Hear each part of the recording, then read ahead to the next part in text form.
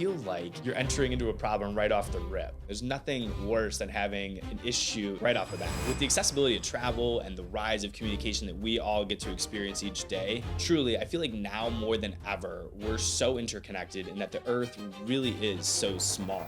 Nothing stays the same. It's our responsibility to take those moments and to maximize them. In 2025, that was one of the biggest lessons that I've learned that I will carry into 2026. Welcome back to another episode of the Chats with Clark podcast. I'm your host, Joe Clark, and here at Chats with Clark, we don't do poppy intros. We get straight to the point. And the point of today's episode, episode 65, is to reflect on some lessons that I've learned from 2025.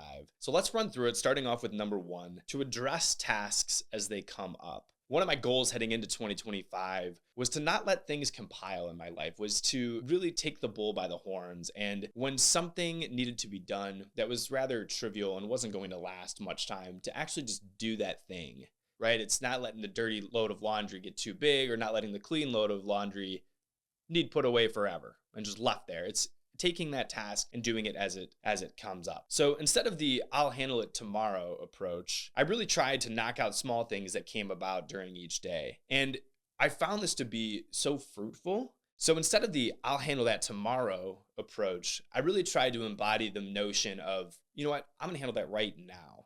So that tomorrow, whenever the things of tomorrow come about, it hasn't turned into this big, compiling, overwhelming feeling of, oh my gosh, now I have so much to do. Because when we have so many things, it's so cloudy and it clouds our judgment on things.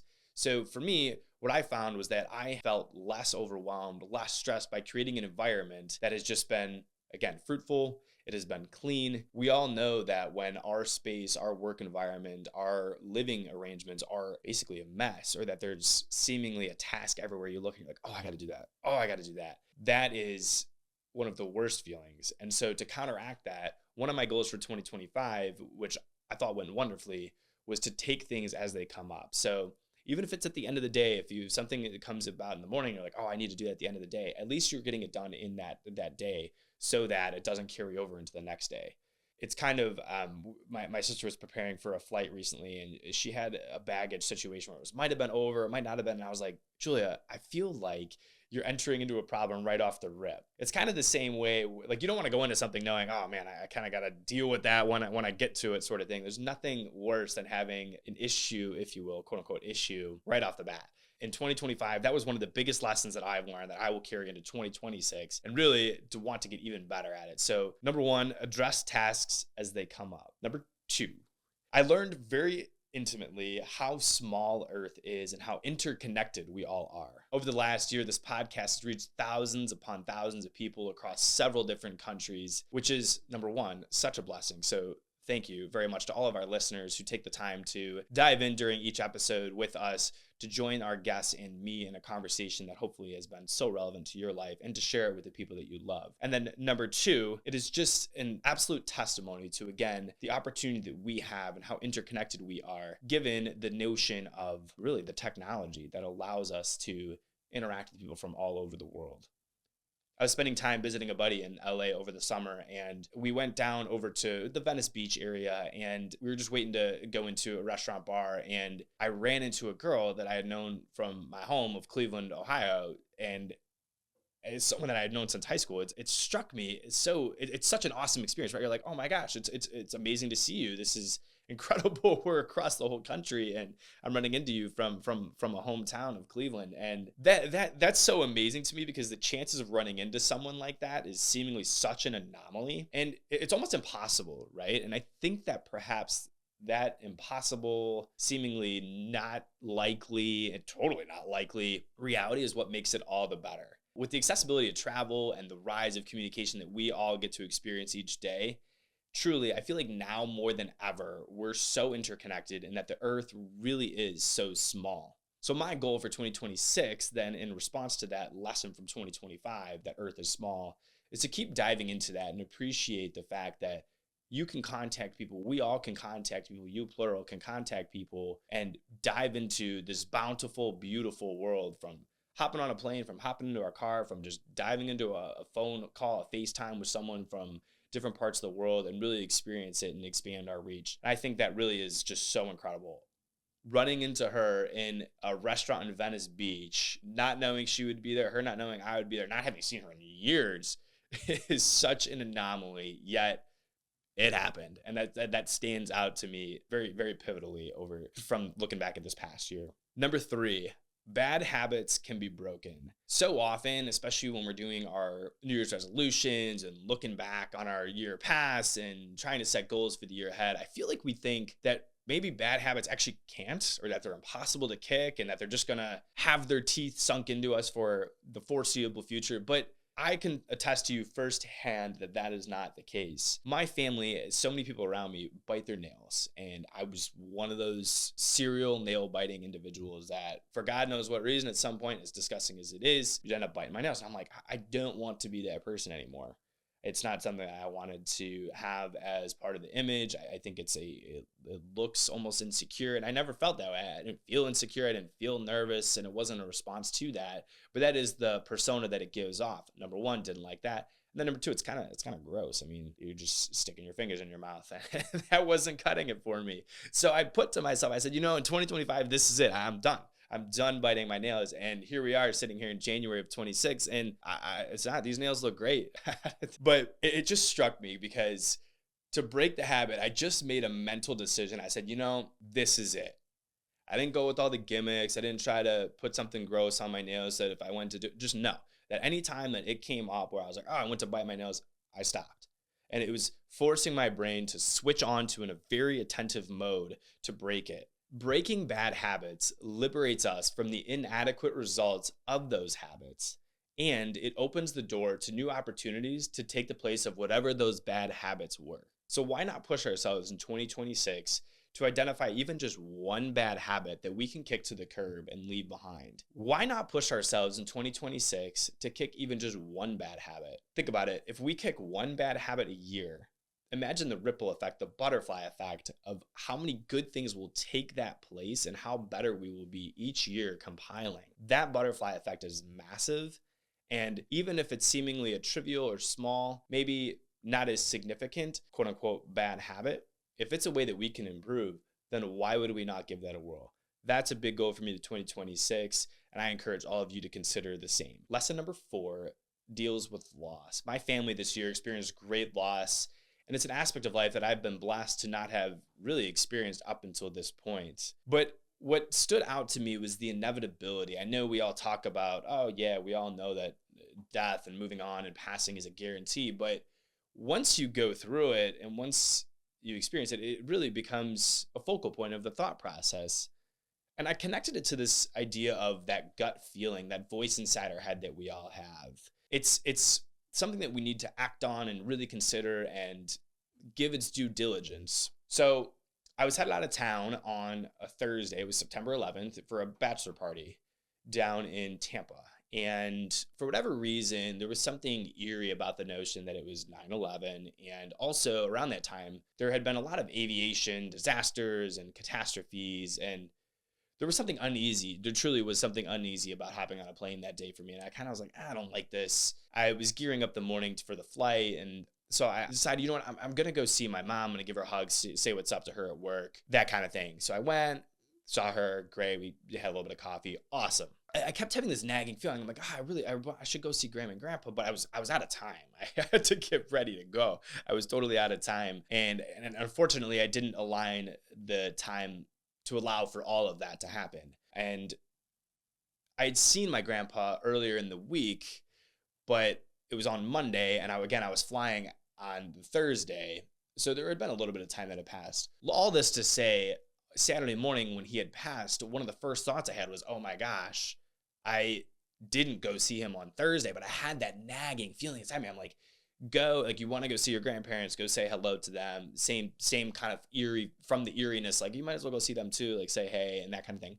But it was such a unique standout experience to me for many reasons, but what we're focused on is that gut feeling, that voice inside the head that, as I feel like many of us have heard since we were young, we have for a reason. It's that instinctual, It's that innate mind, almost like Jiminy Cricket idea. Like we often think about it in good versus bad, whatever. But that voice inside our head definitely deserves our attention. Really, it kind of encourages me. It's almost like an urge to act on the gut feelings, not impulsively, but to know that they're there for a reason. Acting on that simply could be actually giving it its due diligence, actually putting your thoughts towards it. But acting on our gut feelings because we have them for a reason. And if I were to look back on 2025, that would be one of the biggest aspects of my life that I think would have been beneficial, particularly in this case. And then, of course, you start thinking about others as well. Tying it back into the inevitability, we all have these gut feelings. They're innate. The quote unquote voice inside our head, or many voices inside our head. But to trust the instinctual feelings that we have is so valuable because they are, again, very innate to us and instinctual, which means that they're there for a reason. Number 5, nothing stays the same. This is a phrase that I've heard since growing up, but for 2025, it is one of the biggest lessons that I can take from it. Nothing stays the same.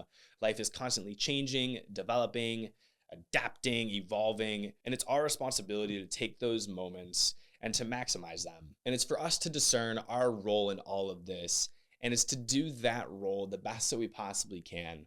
Because as life changes and evolves and does all of these things around us, so too does our fit into that puzzle with it, because the puzzle itself is changing.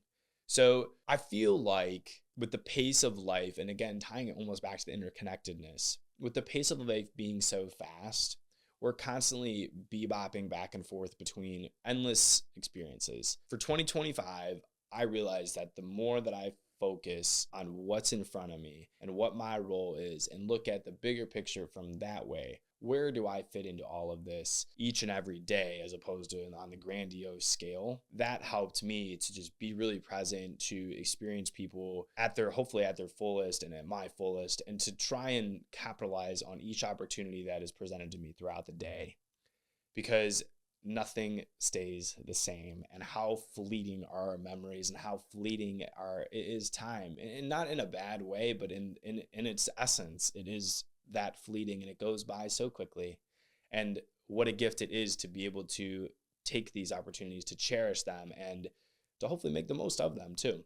So for me, heading into 2026, I want to keep using my 1 second everyday app. Shout out to the 1 second everyday team to just really capture each of these small moments and to be able to look back at my life as a movie. That's a quick little monologue that we'll dive into here. If you are someone who if you're even still listening at this point, you're someone who's trying to value your time and try and dive into a mindset or different mindsets that are beneficial for you. And what that means to me is that you would love the 1 second everyday app.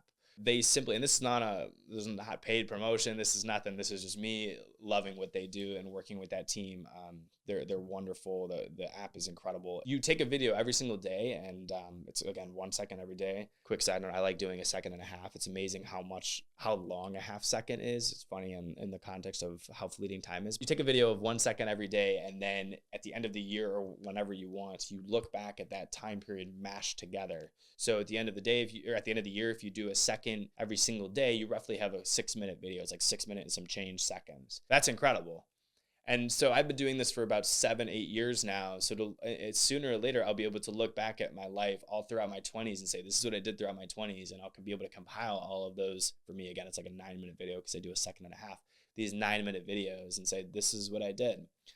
Most people do it for a calendar year. We're at the beginning of January. It's a perfect opportunity to start. They have an awesome feature where it pulls from your camera roll. So if you're like, oh, I forgot to take my 1 second deliberately in the moment, you'd be amazed to look back and say, oh my gosh, I had all these camera footage of pictures or videos or whatever from the day anyway. So that is an incredible feature. But for anyone really trying to maximize the notion of being present, of taking care of the moments and living quote unquote fully in them and being aware, the 1 second every day app is a great tool to do that. It's been so incredible for me and throughout just the, again, last 7-8 years of my life. 2025 was a big year for all of us. We all had so many experiences. And if you haven't taken the time to reflect, use this as your urge, your goading to do so. Some of the big lessons for me is, number 1, to address tasks as they come up so as to avoid the compiling messiness.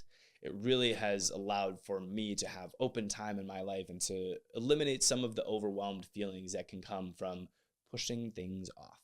Number 2 is that Earth is small and how interconnected we are. There's been no better time in the history of humanity where we've been more connected, and the accessibility of that is through the roof. Number 3, that bad habits can be broken. And I imagine, and I encourage you to imagine with me, how much different your life would look in just a couple of years by kicking one bad habit every year. Again, the butterfly effect of that is immense. Number 4, trust the gut feelings that you have. Trust the voice inside your head that seems to guide you.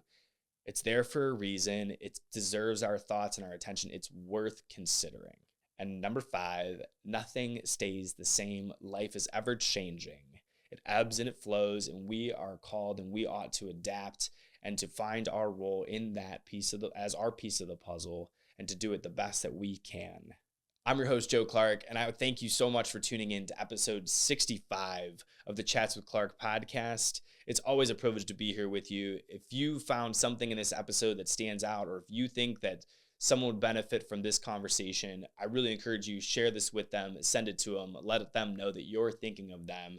There's something really powerful about when we reach out to others and say, hey, this made me think of you, or hey, I really think you'd benefit from this, or hey, what do you think about this? That to me shows that we care about them. So if there is a moment in here where you're like, oh, someone I know would really appreciate that, send this to them. And if you haven't hit that subscribe button, I stand by that. I don't know what you're waiting on. We just keep delivering content to you that we think is worth diving into. I'm your host, Joe Clark, signing off of episode 65 of Chats with Clark. Thanks for listening.